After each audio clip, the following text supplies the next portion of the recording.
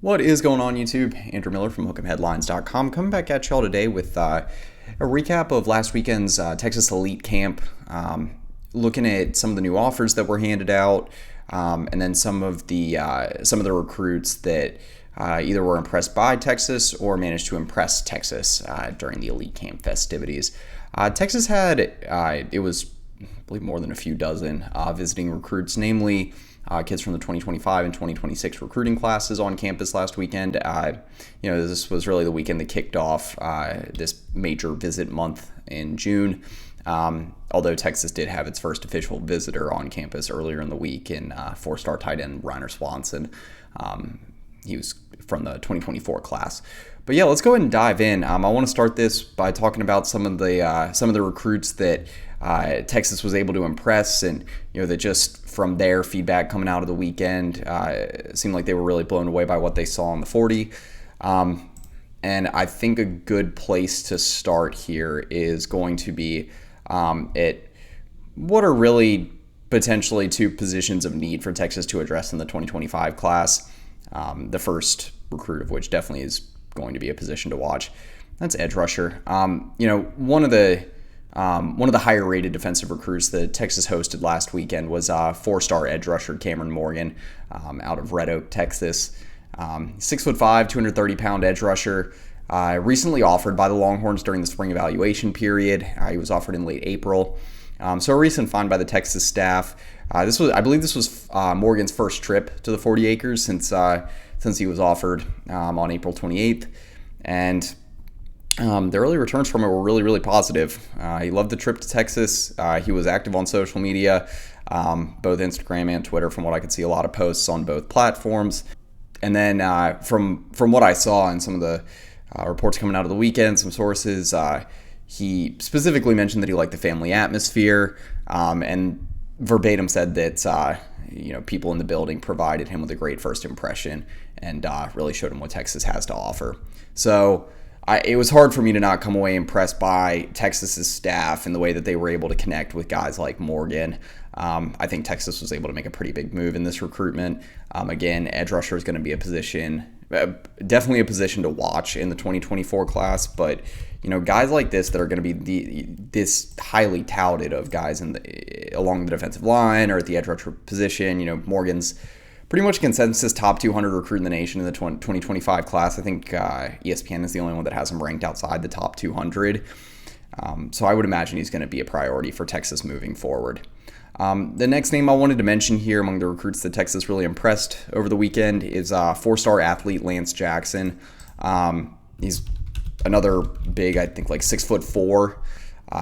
He plays along the defensive line. Has played a little bit edge before, but mainly, I believe, defensive line and tight end. He's classified as an athlete by most of the recruiting services, and I kind of think that's how he's being recruited.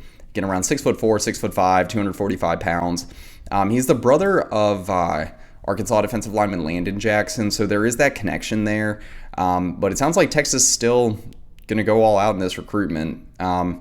It seemed like they gave a lot of attention to Jackson during the weekend.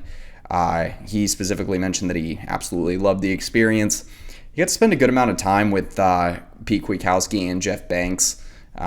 So that kind of goes to show that Texas, I think, is putting a good amount of priority on this recruitment.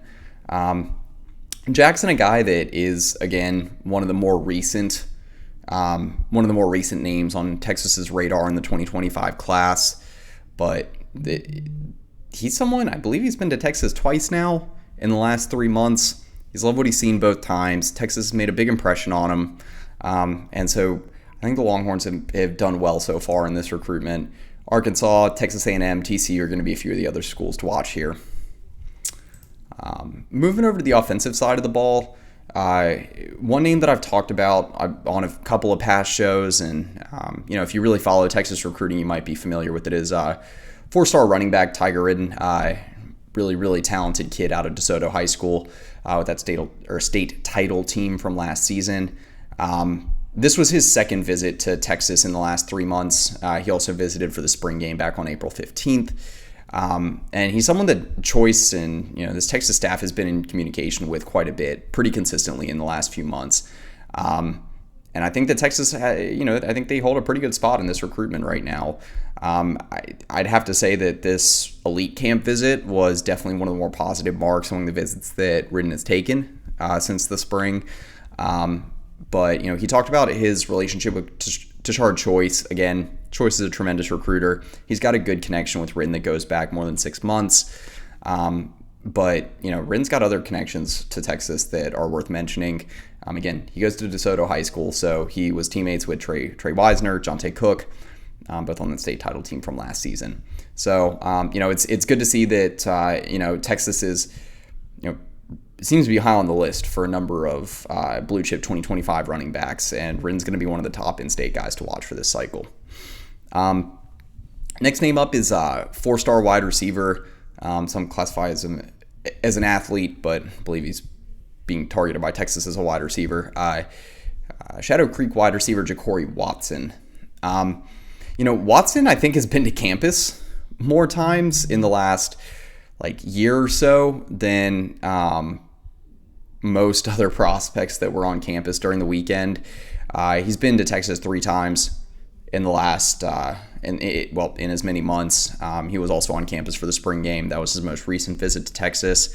But this one was a really positive experience for him. From what I can tell, he mentioned specifically coming out of this visit that Texas feels like home. Just the experience was amazing for him.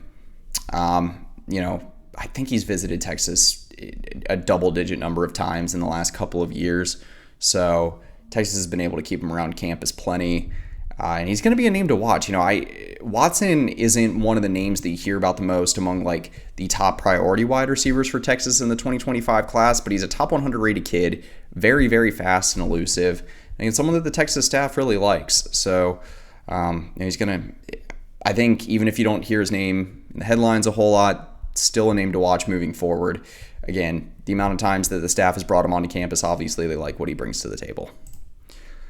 Another wide receiver that I couldn't go without mentioning, he's just that important to Texas in the 2025 class, is a 5-star wide receiver out of Duncanville High School, Decorian Moore.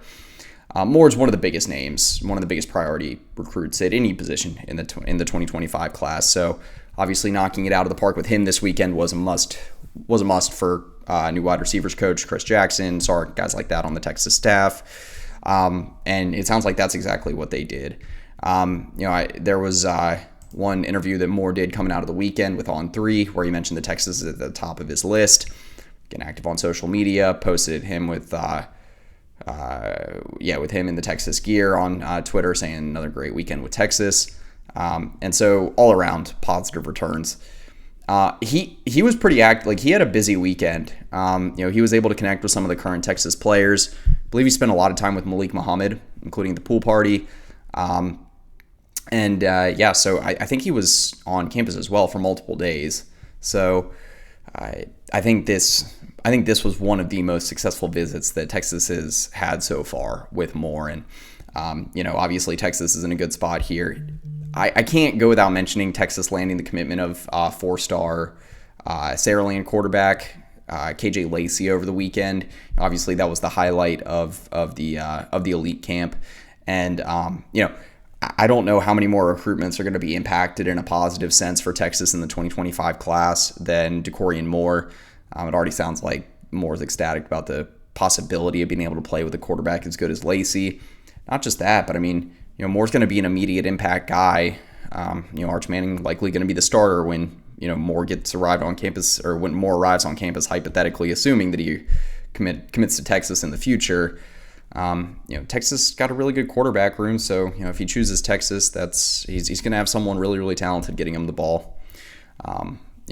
These last few months in this recruitment have been really, really solid. I think there was a little bit of a lull after Chris Jackson replaced Brennan Marion as the wide receivers coach earlier this offseason. The communication kind of died down a little bit between Texas and Moore, but in the last few months, it's picked right back up. Texas has made a huge move in this recruitment. Love where they stand here heading into the summer. Then one of the other big names I wanted to mention among the skill recruits that was on campus over the weekend for the elite camp is the number one rated running back recruit in the nation, according to On3 and ESPN. That's Harlem Berry. He's a high 4-star out of St. Martin's Episcopal School in Louisiana. Someone that, some of the people in the Texas media got familiar with when, he was, I believe he played against Isidore Newman a couple of times, and Arch Manning has scrimmaged them as well.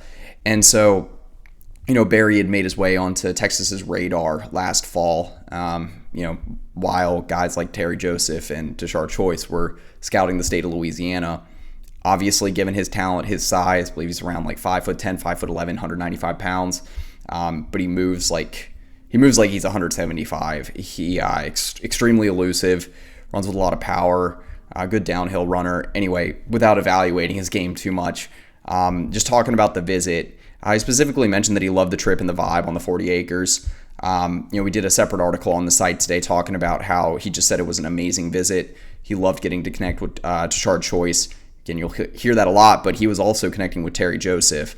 Again, Joseph has a lot of connections down in the boot, down in Louisiana, and I think he's going to be one of the main coaches involved in this recruitment.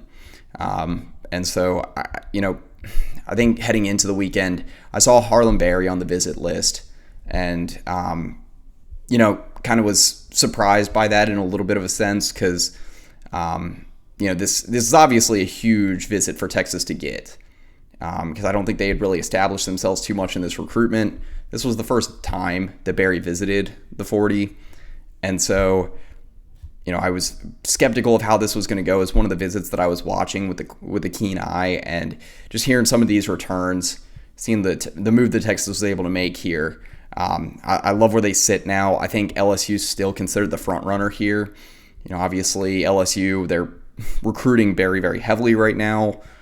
It's going to be hard to beat LSU going after an in-state guy like Berry at the running back position, but Texas has gone and snagged the number one running back recruit in the nation in the 2023 class out of Florida when they got C.J. Baxter. They're the favorite right now for the number one running back in the nation in the 2024 class out of Florida, and Jarrett Gibson. I definitely wouldn't rule out what they're able to do, going into SEC country again to potentially get a guy like Harlem Berry. Again, he gave the visit great marks. Loved getting to connect with the staff. He likes seeing the facilities and the campus. So, Texas obviously knocked this one out of the park. A few other names that I wanted to mention, just among the recruits that Texas did a nice job impressing, that I didn't cover specifically in my article. Again, if you want to see more detail on some of the recruits they impressed, as always, I'll link down the article in the description below. But another one that I think they did a really nice job with was 4-star offensive lineman Michael Fasusi, one of the top-ranked offensive line recruits out of the state of Texas in the 2025 class. Fasusi was on campus for multiple days. I think this was his first trip to campus in about a month. And Texas did a really nice job with this one again. He's a kid out of Louisville in the Dallas-Fort Worth Metroplex. He's connected with Kyle Flood really well early in this recruitment. And, it's hard for me not to like where Texas stands here. It's still very, very early on, and there's going to be a number of different schools that kind of go all out in this recruitment. I mean, you'd expect Texas A&M to be involved here, TCU, Texas Tech, OU, but I think that they've made a huge impression on Fasusi already. I believe he got to spend some time with Nato Umeozulu during the weekend. They're in a good spot here. Made a good impression so far. Done about as good as they can early in this recruitment.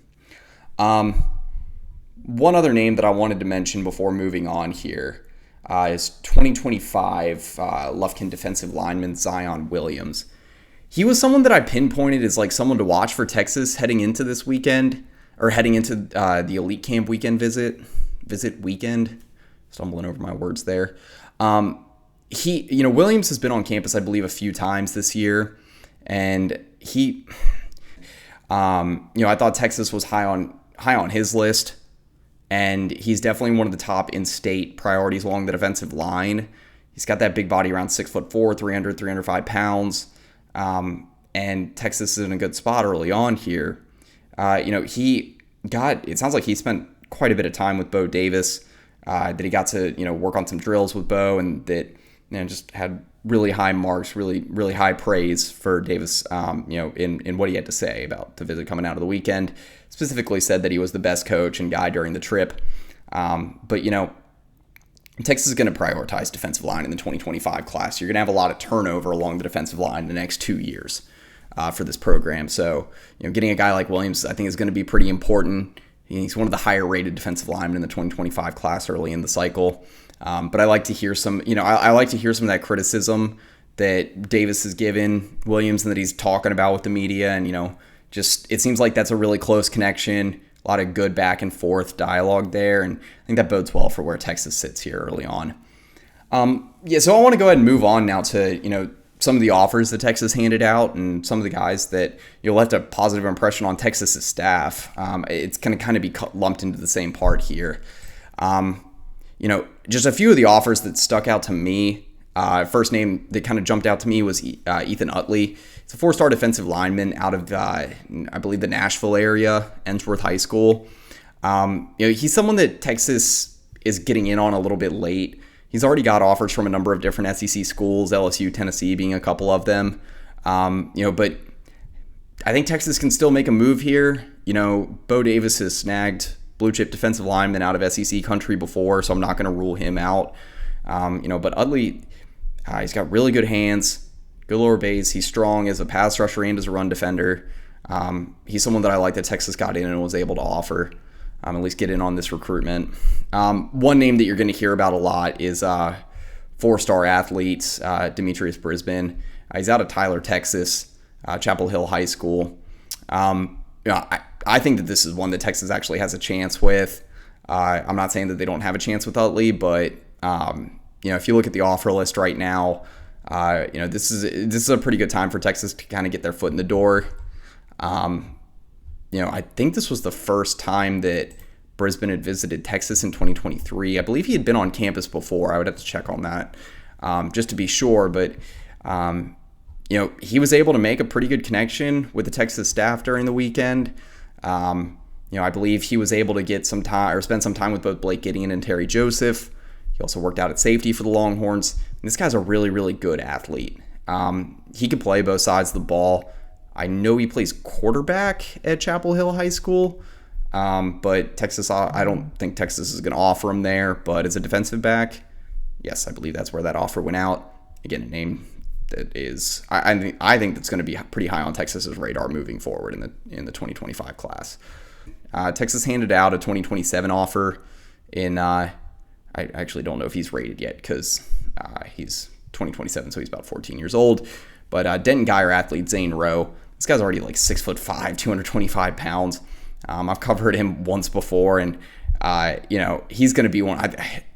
I have a hard time seeing him not being one of the top recruits in the 2027 class moving forward. It's still early on, but this guy obviously has like the frame of someone that could be going into their senior year in high school. I think this offer really made a huge impression with him. I heard today, I believe, might have been from Inside Texas, where he said that Texas and Georgia are the two schools that he really, really likes right now, that he's really favoring. So that offer was a huge one to see go out for sure. But yeah, those are some of the names that I wanted to mention. I think Brisbane and Utley are the two offers that kind of stuck out to me. Brisbane probably being the one that can most realistically end up in this class for Texas in the 2025 class. But I think as selective as Texas was handing out their offers, and I think you'll see maybe in the next couple of weeks more offers go out to some of these guys that were visiting. As Texas kind of goes to kind of starts building out the big board for not just the 2025 class but 2026 as well. But yeah, and there was a lot of impressive guys on campus last weekend, and I think Texas was able to make some moves and start adding to the 2025 class. I mentioned earlier in the video that commitment from KJ Lacey. That's going to help Texas not only in the 2025 class, but getting more skill guys, and it's going to help with out-of-state recruiting in the 2024 class. Being able to go into Alabama and SEC country and get that caliber of a quarterback recruit, it's a huge deal. The reverberations of that are going to be felt on the recruiting trail throughout the SEC as well. So anyway, for Andrew Miller, Hook'emHeadlines.com, that's pretty much it. Hook 'em.